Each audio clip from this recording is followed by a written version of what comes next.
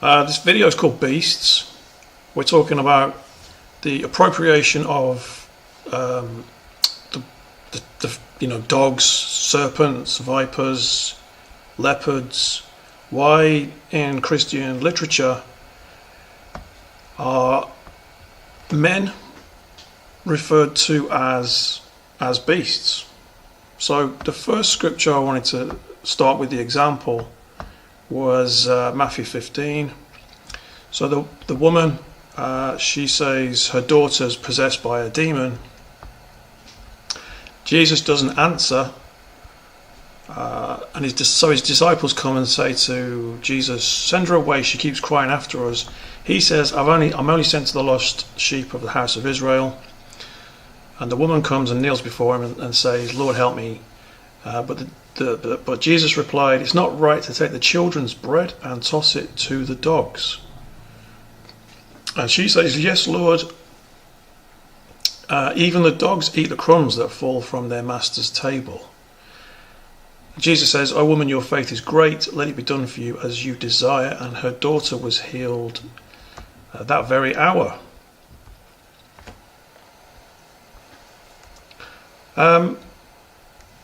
I don't know if you knew this, but one thing I realised recently was Jesus is the children's bread. Who are the children? They're the house of Israel. What's the bread? It's his body. His body's crucified, and the children eat the bread and they live eternal, right? So this is again a reference to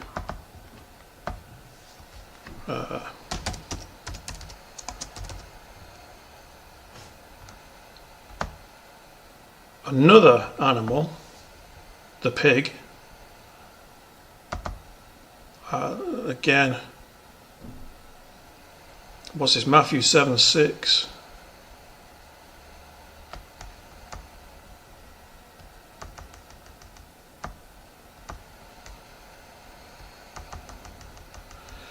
Do not give that which is holy to the dogs.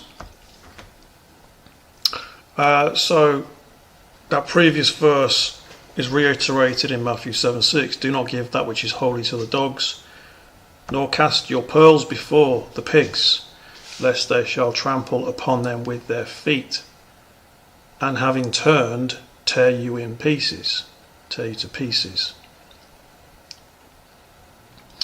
So I like Bible Hub. It gives you cross references of other scriptures that can build up your knowledge with the context, particularly. Do not give that which is holy to the dogs. So it was the children's bread that would have been given to the dogs, if Jesus would have done what the woman required. Now, obviously,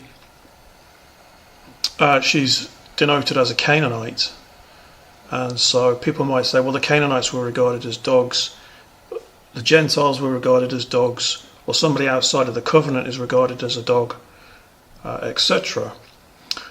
But I'm going to come to that in a minute, because there's another verse within which Christ calls the Pharisees vipers.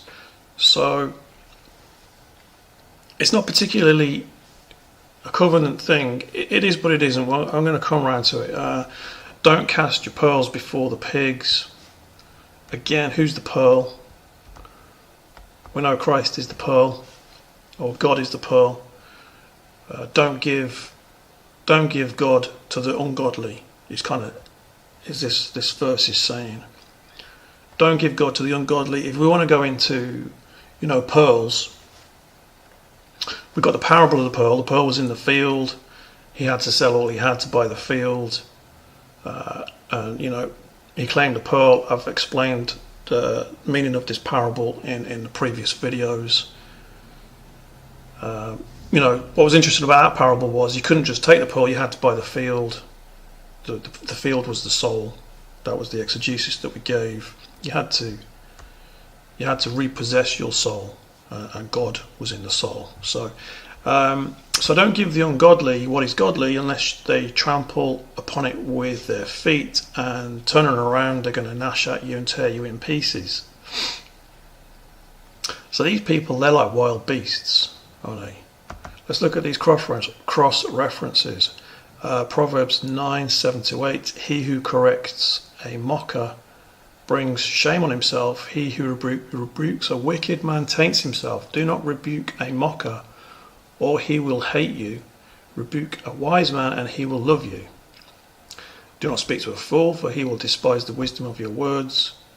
And again, as a dog returns to its vomit, so a fool repeats his folly.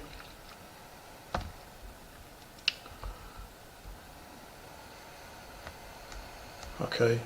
Again, in Peter, he's referencing Proverbs. Dog returning to its vomit. A sow that is washed goes back to her wallowing in the mud. It's becoming clear now we're talking about sinners, right?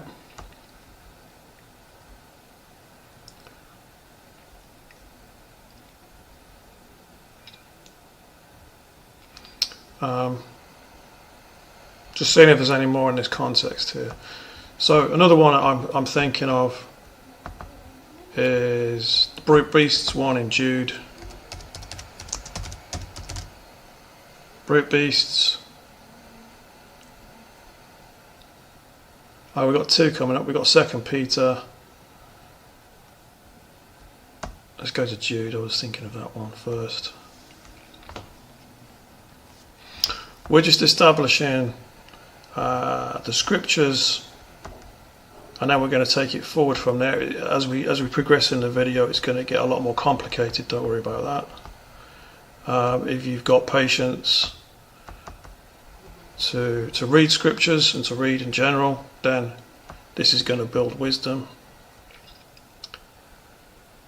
So this is God's judgment on the ungodly. But even the archangel Michael, when he disputed with the devil over the body of Moses, did not presume to bring a slanderous charge against him, but said, "The Lord rebuke you." These men, however, slander what they do not understand, and like irrational animals, they will be destroyed by the things they do instinctively. Woe to them, they have travelled the path of Cain, they have rushed headlong into the error of Balaam. They've perished in Korah's rebellion.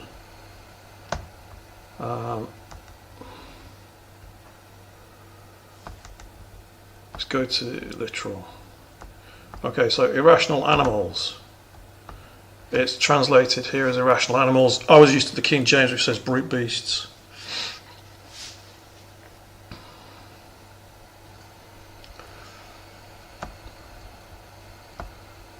And then we got the other one I can think of off the top of my head was vipers.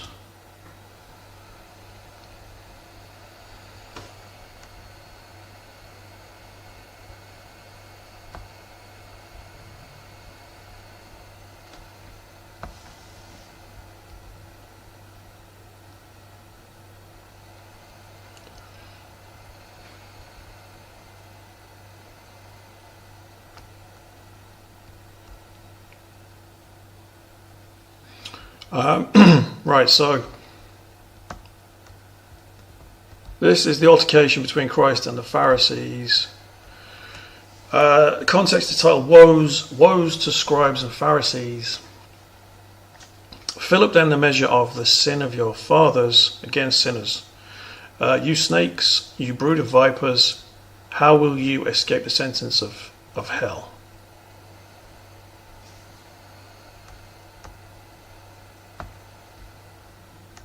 Because of this, I am sending you prophets and wise men and teachers. Some of them you will kill and crucify, and others you will flog in your synagogues and persecute in town after town. So, this is kind of interestingly bringing me on to extending it into prophetic visions seen by Daniel and John the Apostle of kingdoms being represented by beasts. Okay, so again, in the book of Revelation, we have Revelation 13, we have the two beasts, and as it goes on to say, we've got the image of the beast, we've got the mark of the beast, and in Daniel we have the four beasts who obviously correlate to the physical kingdoms of men, and how those kingdoms come to an end at the second coming, and the millennial kingdom of Christ. And so those prophetic visions of lions, winged leopards with four heads, the fourth beast, who is the hideous beast, it's a dragon, it's the Roman Empire. Then the bear, who represents the Persians, etc. These are all kingdoms of ungodly men who are sinners, who are without knowledge. And like in Matthew 23:34, like it says here, the prophets and the wise men and the teachers, those who have the godly mind, are being persecuted by the ungodly mind, those who are given over to wickedness. Again, in the similitude of Cain and Abel, the children of the flesh and the children of the spirit.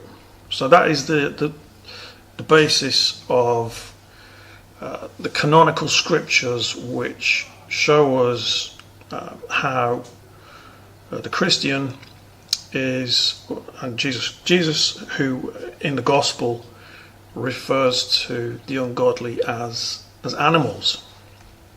So now we're going to get going into the exegesis. I'm just going to check that my connection's okay, because I had a couple of errors when I first started. Let's check the live stream.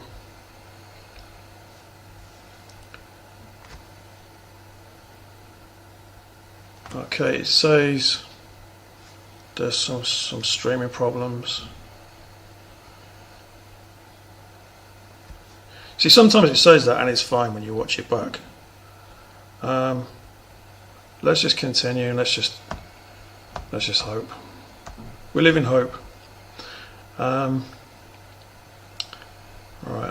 let's go to pictures.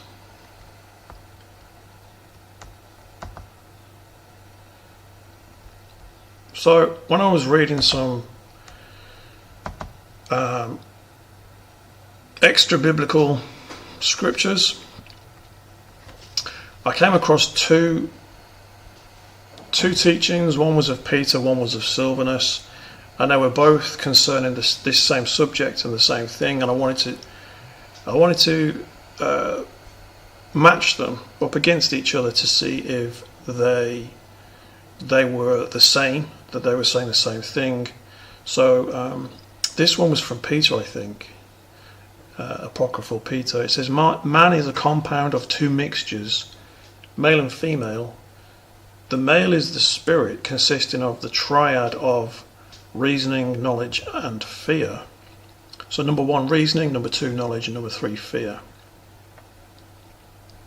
The male is the spirit. The female is the body, having its origin from the female. Its triad consists of lust, anger and grief. So what I found interesting about this was, when you think about it, I mean, I know in the teachings of Peter, he says that this age that we're living in, which is again in Revelation, it talks about the harlot, Mystery Babylon. So we have a female type, and Peter goes on to say that this age is falsehood. It's not true. There's nothing true in it. And that the age to come, the eternal kingdom, is true. So that's why we have language such as the false prophet. There's nothing true in them. They can't save. They promise you liberty, but they want to bring you into captivity. These are the ways of this age. If you wanted to go to the Christian church, which is a physical house, shall we say, that would bring you into captivity. You are physically going to a physical building, and they will implement their corruption, and you will become cursed. We're told in Canonical Peter that us as Christians are a spiritual house, and we are like living stones fitted together. This is the metaphysical church. Again, the Shepherd of Hermas has a vision of the white stones that are built upon the water. So what I found interesting is the female here being designated as the body, the physical, having its origin from the female. Okay, everyone has a mother. We're all born from a mother. Within the womb, the flesh and bones of the unborn develop, and then they're born from the woman. So that it's saying the flesh is from the woman. This is kind of logical. But here it says that the three things that constitute the flesh are lust, anger, and grief. Lust obviously being desire. So the male being the spirit, we know that the spirit's eternal. The spirit has its origin from God. God breathed life into Adam. God breathed the living spirit into the flesh. So what's from God is reasoning, knowledge, and fear. Reasoning, knowledge, and fear. So with that being said, let's go into the bigger study, which was starting from Sylvanus. Let's just check the connection.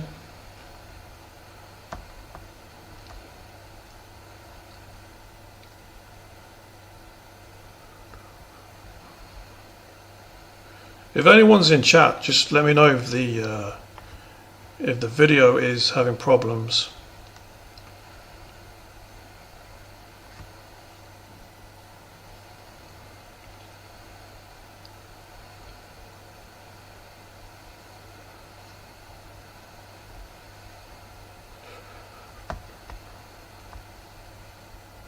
Let me just check. Where's that gone?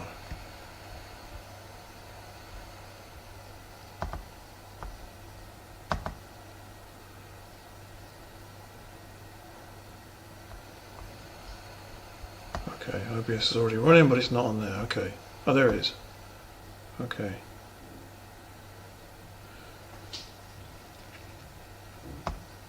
Well, let's hope it's fine. Let's continue. Put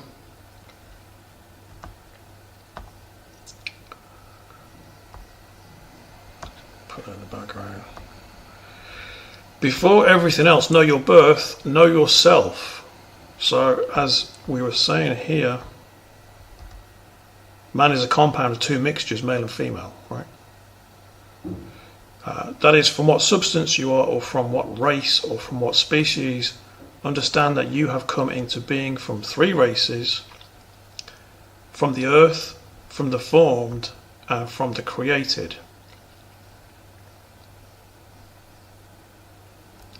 The body has come into being from the earth with an earthly substance, but the formed, for the sake of the soul, has come into being from the thought of the divine. So that's the second one. The created, the third one, is the mind, which has come into being in conformity with the image of God.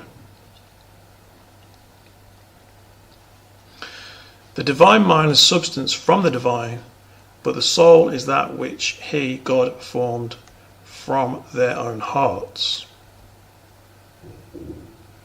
The soul is that which he formed from their own hearts. So we're saying now the formed is the soul. So when we read that back, the first one's easy to understand. The bodies come from the earth. We're told that in Genesis. Earthly. This is what we're trying to overcome.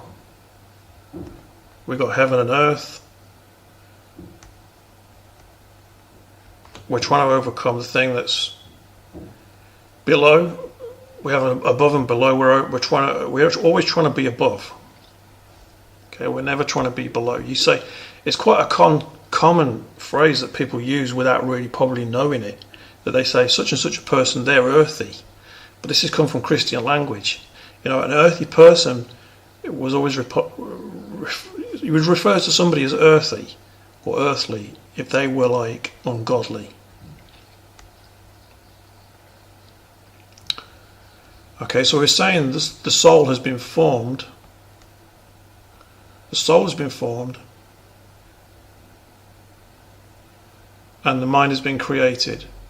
Soul formed, mind created.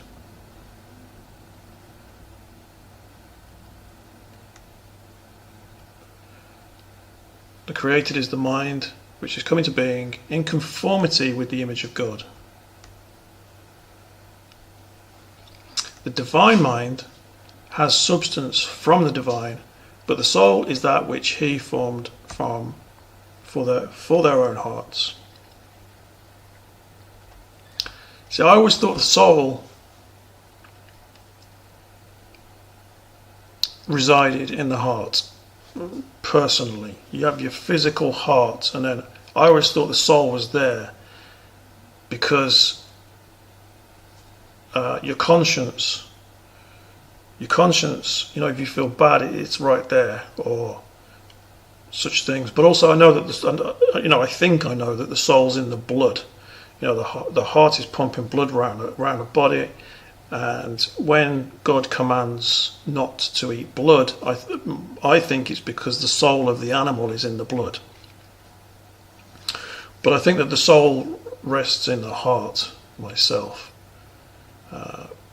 which it kind of indicates here. The soul is that which he formed for their own hearts. For I think that the soul exists as wife of that which has come into being in conformity with the image. So we're using again some types here of husband and wife. So in his theology here, Sylvanus is saying that the wife part is the soul. Again, the husband would be, I presume, the body. But we're dealing with three things here because he's also thrown in to the mix the mind. But matter is the substance of the body which has come into being from the earth. Okay, so he's split that. He's split that into matter. Matter for the body, that the metaphysical is the formed soul, and then the created mind. So let's see where it goes with this again.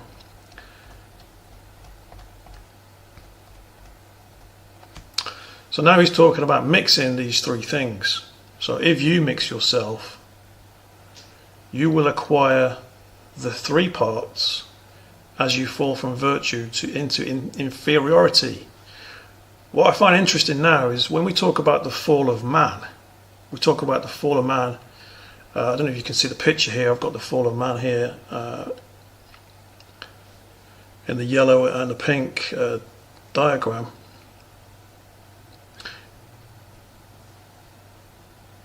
We obviously can comprehend that it was because it was through disobedience, but it kind of stays in this kind of simple theology of sin. Sin comes into the world because Adam and Eve are deceived by the serpent, and they're cast out of Eden. Now, in previous videos, I found it quite interesting theologically to discuss the place of Eden being, it's called paradise, but with it being the church.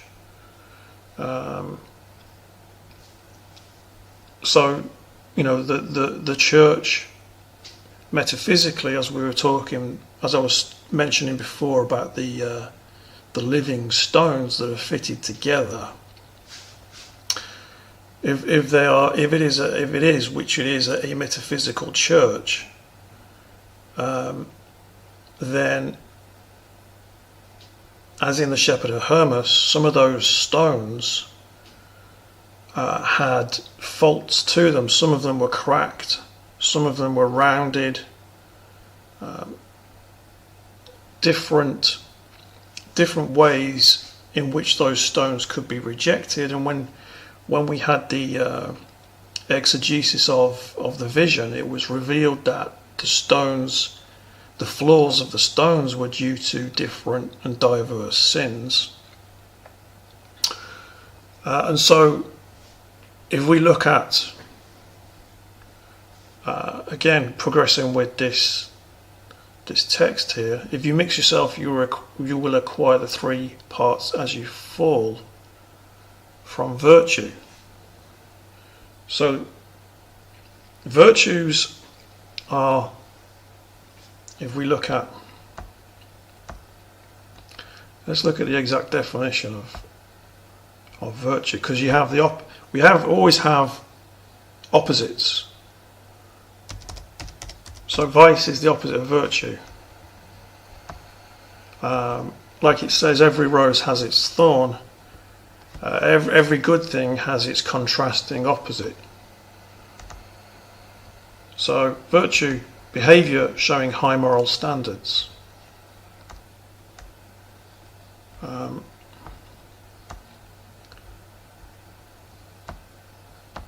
So if you fall from behaviour and high morality, you're then becoming inferior.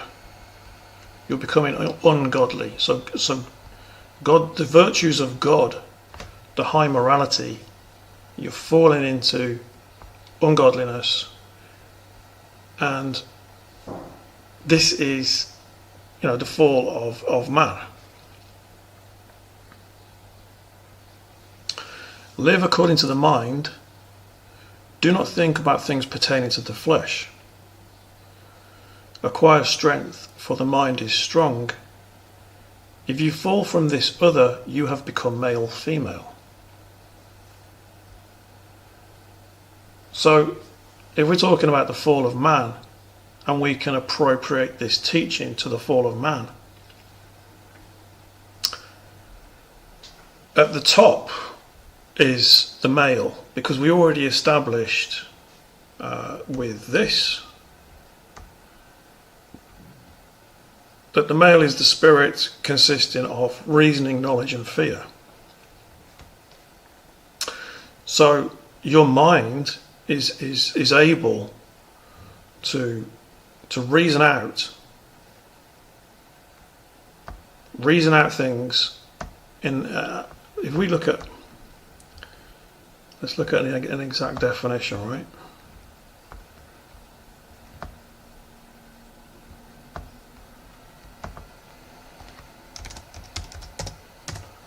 Because in other teachings, Christ is depicted as reason, the power of the mind to think and understand and form judgments logically.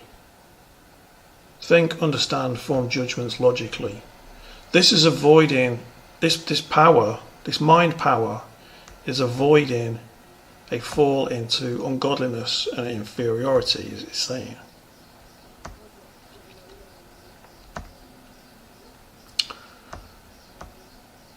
So becoming male, female would mean you've mixed reason, knowledge and fear with lust, anger and grief.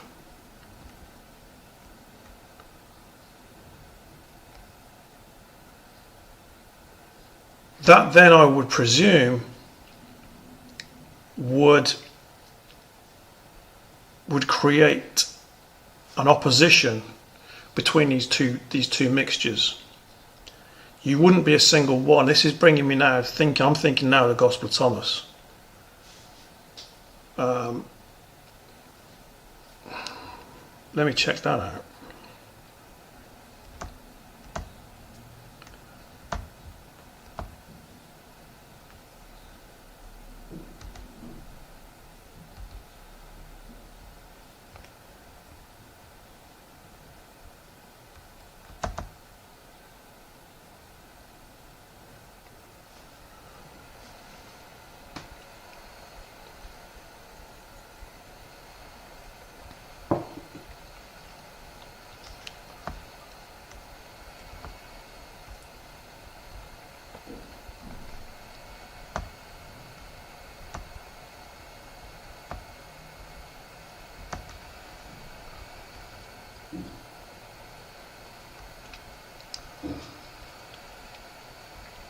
So, let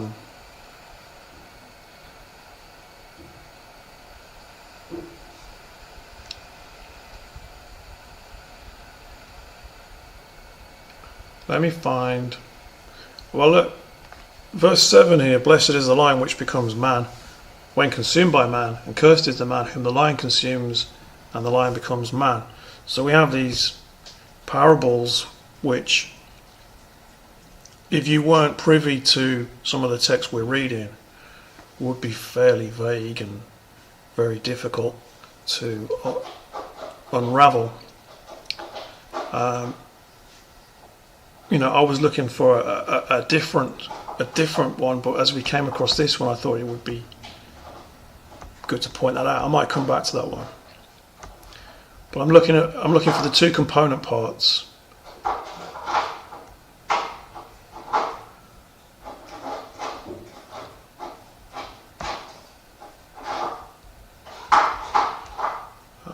Because this language of the fall of man it runs through the Gospel of Thomas quite a lot.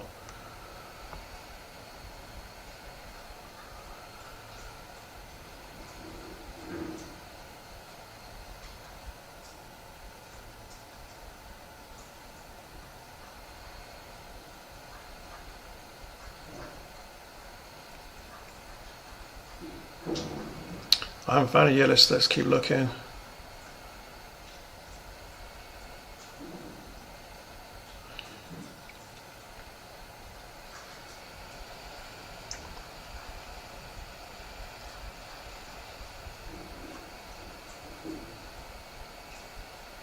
It's like Low John 29. It has the same. We're using the same language there again with the components. Low John 29 is quite vague to me. But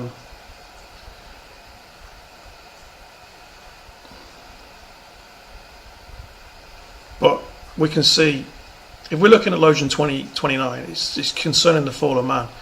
It says, Jesus said, if the flesh came into being because of the spirit, it is a wonder.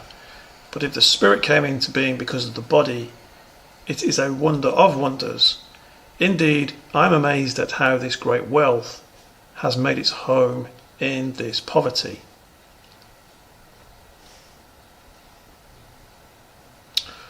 So it's saying, I would presume it's saying the great wealth is the spirit, it's come from God, and it's made its home in the flesh, which is matter. When we're looking at these mysteries, reading them with knowledge, giving ourselves over to them, they start to become clearer.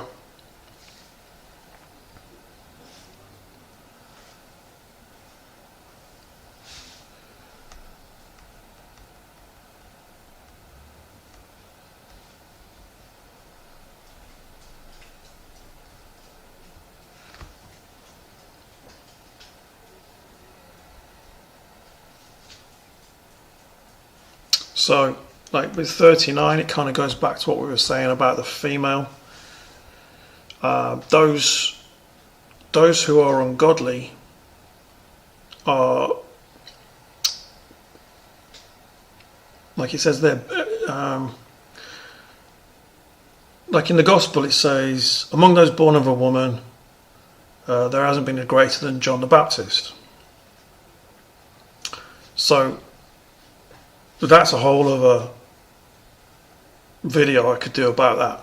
You know, why does he say among those born of women there isn't a greater than John the Baptist? But as we're looking into this type of falsehood, because the woman is the falsehood, we saw the flesh. Like in this Gospel of Thomas, Christ says, "My mother gave me a falsehood." Okay, so flesh from flesh. We've all been born of a woman, which is matter. Matter is ephemeral. Okay, the Pharisees and the scribes have taken the keys of knowledge and hidden them. They themselves have not entered, nor have they allowed to enter those who wish to. You, however, be as wise as serpents and innocent as doves. Again, like with the harlot of the Apocalypse, the female, has taken the keys of knowledge and hidden them. And she's not entering, and she's not allowing those who wish to enter. Now, this also goes into the Solomonic judgment of the two types of the two harlots. One was the mother of the dead, and the mother of the dead had killed her child, but she'd taken the living child from the other harlot. And in the Solomonic judgment, he said, "Give me a sword, we'll divide the child in two, and they can have half each." And then he found out who the real mother was, right? So we know the mother of the dead is Mystery Babylon. She has killed her children because she won't allow anyone to enter, and she would take the living child and wish to have that divided with the sword as well. Now, the living children are those Christians who have metaphysically ascended to the deification process. It's quite hard to explain, but again, this, I'm going into territories where I might have to do a whole other video on that. I've touched on it in the past, but being divided in half with a sword, again, has other explanations that are probably too long to go into at this current time, where we're just trying to unravel the fall of man and the component parts of spirit and body. So again, be as wise as serpents. If you were as wise as a serpent, you would be, in my opinion, you would be able to discern the manipulation and the deception of the ungodly, of who Mystery Babylon, of people who are deceived by the devil, the devil will use them to triangulate and to hatch a plot against you, to try and condemn you, to try and provoke you into vices. If you were resting in virtues, the outrageous accusations and treatments of the ungodly against you, when they can involve themselves politically within your Christian life, try and kind of pull the rug in a worldly sense from under your feet. Very nasty serpents. I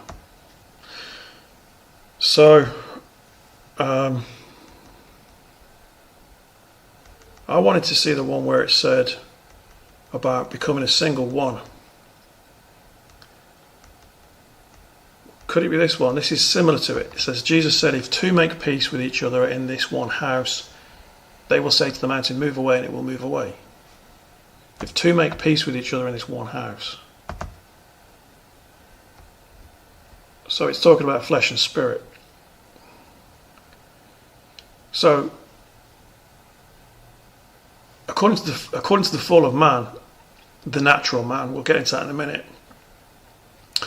The flesh, if the flesh is dominating with lust, anger, and grief, then the spirit of reasoning, reasoning, knowledge, and fear will have subsided. It's fallen into a war, the two against each other, because as we know, if we look at this, you can't have desire and reason sharing, because reason, as we looked at reason here, you've got to form logical judgments. Okay, if so reason would be locked in a battle with desire. So desire would, what does desire want to do? It wants to go beyond boundaries of, what could be. Desire could be, lawful. If desire from the flesh has to exist, because if it didn't desire food, it couldn't sustain itself. Matter has to devour matter. But going beyond its means into superfluity is things that are beyond necessity, and that's where it opens up vices such as gluttony, covetousness especially. So that's kind of what we're looking at with this teaching, where it says if you fall from the mind, from the spirit, if you fall from that spiritual reasoning, you're becoming male, female, you've mixed yourself, so you've come into a war. This is why people become, the word is conflicted personalities. You have people fighting. You get the conscience, because the spirits come from God, conscience is in the heart, but the flesh outwardly with desire is saying, I want, like the parable where Christ says about the horse leeches that are named want. I want. And again, we're going into sensory. What's the driving factor of the flesh? It's the five senses: the sight of the eyes, the smell of the smell, the touch, the taste, the hearing. Ways in which you can be seduced from God. If you cast out of yourself the substance of the mind, which is thought, you've cut off the male part. So we kind of described that already.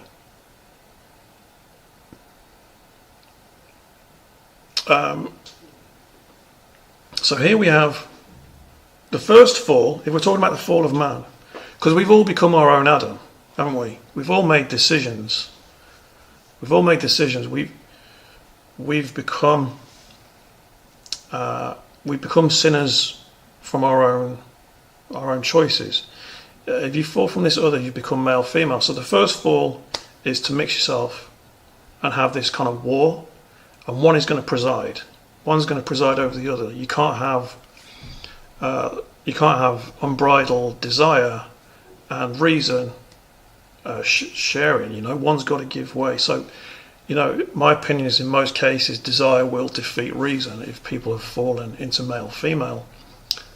Then the second stage is if you cast out of yourself the substance of the mind. So if you reject reason in favor of desire, for example, if you see a woman who is very beautiful and you wish to obtain her sexually, which is fornication, which is unlawful, then if you knew that was unlawful, because we can claim ignorance in judgment, but if you knew that was unlawful to commit fornication, you would be casting out, where it says if you cast out the substance of mind, which is thought.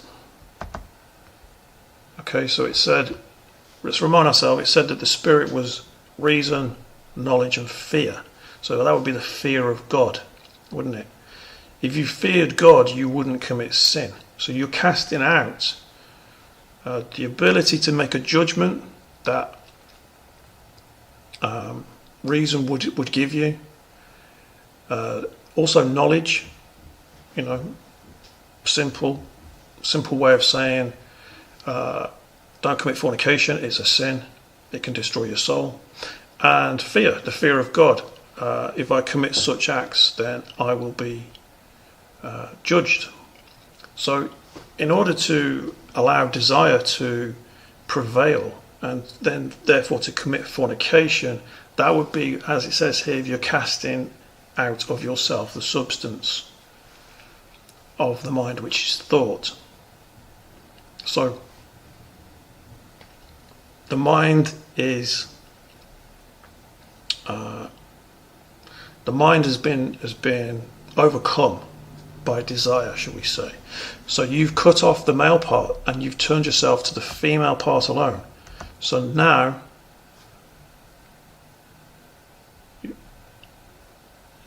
what's happened to you is you've had a second stage of falling. So you've gone from mixing yourself male, female, and then you've become female.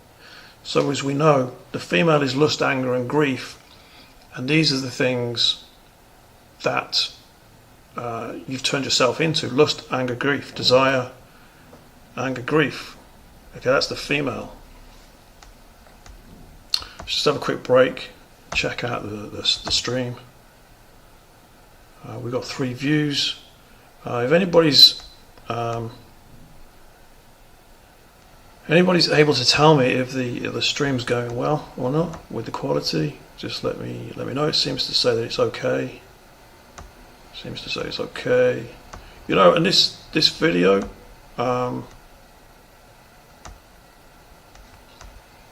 in this video, I've been thinking about these things for a while, because this is not easy to understand, in my opinion, or for somebody of my ability. I found this was difficult. It was something I had to meditate on quite a lot, and then I did a bit of copying and pasting, putting it into Notepad, comparing it and trying to work out what I was being taught here when I was reading this. So to carry on with the exegesis of the fall of man, you've gone from being male, which is accompanied with thought, which is mind, which is reason, knowledge, fear of God. If you fall from that, you're going into male, female, which is mixing those things with lust or desire, anger and grief. And if you allow lust, anger and grief to defeat desire, knowledge and fear, then you've gone into solely lust, anger and grief. Solely that. Desire, anger and grief. So you've become female. You have become psychic.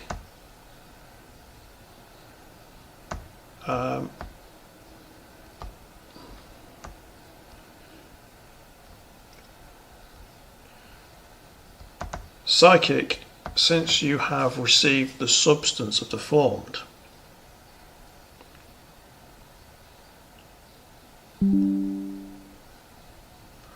I've got to plug my thing in.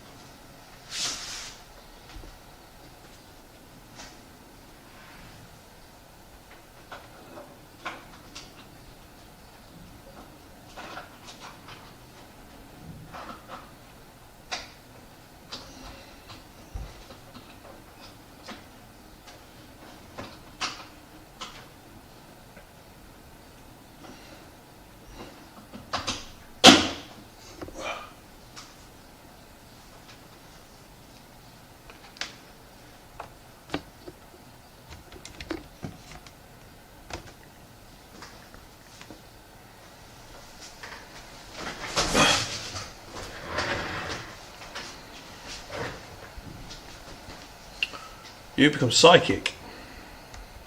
So I thought, psychic, that means like this demonic ability to tell the future. But as we'll come into it, when I looked into it, it's to do with the natural man.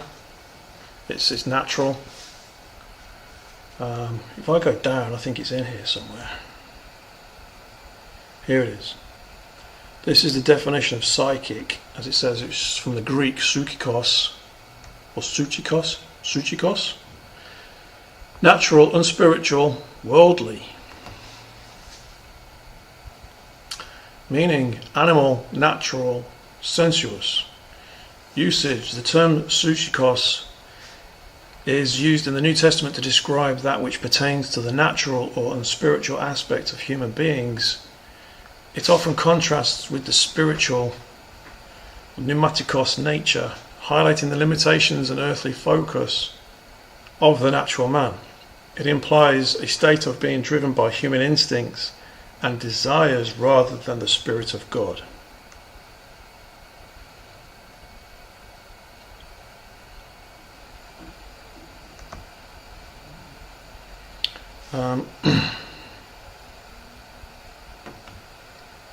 I think that's very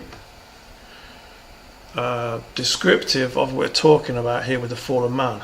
And also with above and below. In a gospel, in the epistles of Paul, he says, "Let your minds be above, where Christ sits on the right hand of God. Let your minds be above."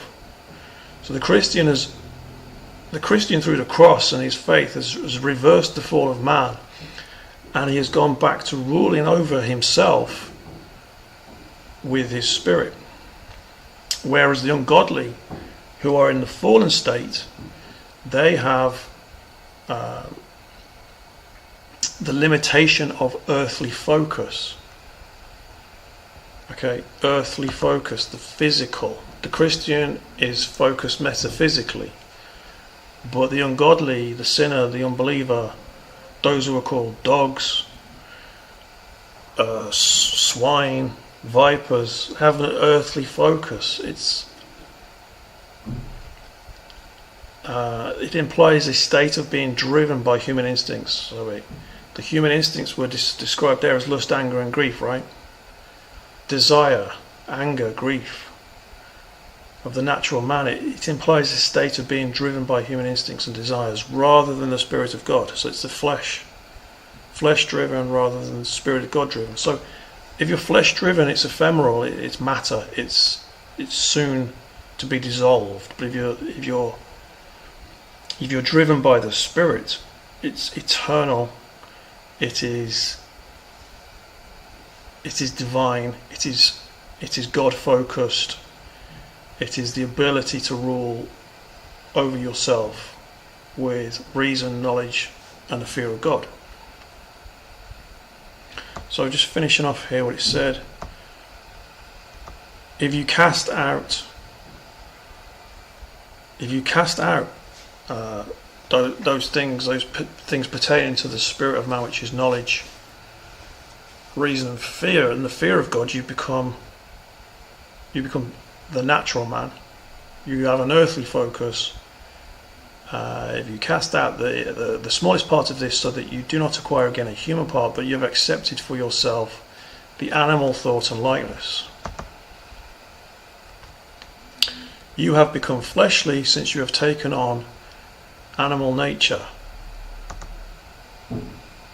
For if it is difficult to find a physical man, how much more so to find the Lord? So we'll come back to that in a minute. But basically this is how the fall of man and how the ungodly, how they have come to be in their state that they are in.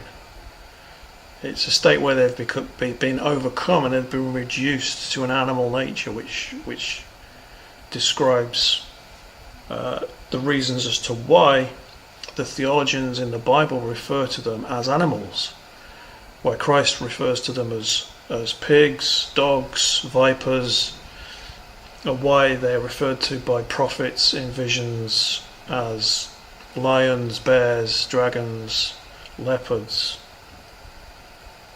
they're kingdoms of the natural man. They're kingdoms of fleshly driven sinners.